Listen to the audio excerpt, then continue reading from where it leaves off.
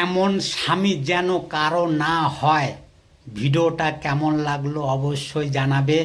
আর যদি ভিডিওটা ভালো লাগে লাইক কমেন্ট শেয়ার করে দেবেন। শেয়ার করতে কিন্তু ভুলবেন না। চলুন ভিডিওটা শুরু করি। এমন স্বামী যেন কারো না হয়, কথা না বোঝার। স্বামীর কাছে নিজের ব্যথা প্রকাশ করাটা মূল্যহীন। দেখবেন আপনি তার কাছে আপনার কষ্টগুলোর কথা বলছেন, কিন্তু সে আপনার কথাগুলোকে পাত্তাই দিল না।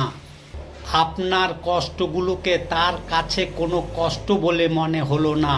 আসলে দিন শেষে মেয়েরা নিজেদেরকেই সান্ত্বনা দিতে নিজেরাই পারে। কিছু কিছু স্বামী আছে, তার স্ত্রীর চোখের জলটা তার কাছে অসহ্য লাগে। বিশ্বাস না হলে মিলিয়ে দেখবেন। কিভাবে বুঝবেন তুমি তার শখের নারী? একজন পুরুষকে তুমি কখনোই জোর করে বদলাতে পারবে না, কারণ পরিবর্তন আসে ভালোবাসা থেকে। সে যদি সত্যি তোমাকে ভালোবাসে তাহলে নিজে থেকেই তোমার অপছন্দের কাজগুলো ছেড়ে দেবে। কারণ ভালোবাসা মানে প্রিয় মানুষের কষ্টকে গুরুত্ব দেওয়া। কিন্তু যদি দেখো বারবার বুঝিয়ে নিষেধ করার পরেও সে একই কাজ করে যাচ্ছে, তাহলে তুমি সত্যটা মেনে নাও। তুমি তার জীবনে থাকতে পারো, কিন্তু তুমি কখনোই তার পছন্দের শখের নারী ছিলে না।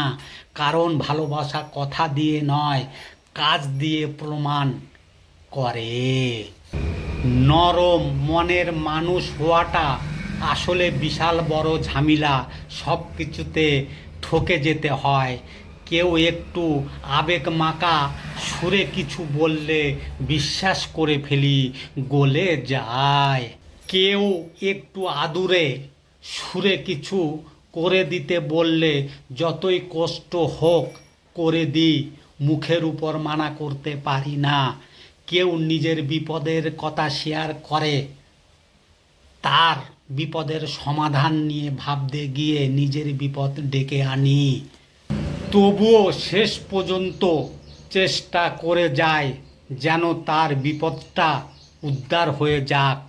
আরও কত রকম ভাবি যে নরম মনের হওয়া। বিপাকে পড়েছি হিসাব নেই, সব শেষে এই নরম মনের হওয়ায় যেখানে সেখানে ব্যবহার হচ্ছি এবং প্রয়োজনে শেষ অবহেলিত।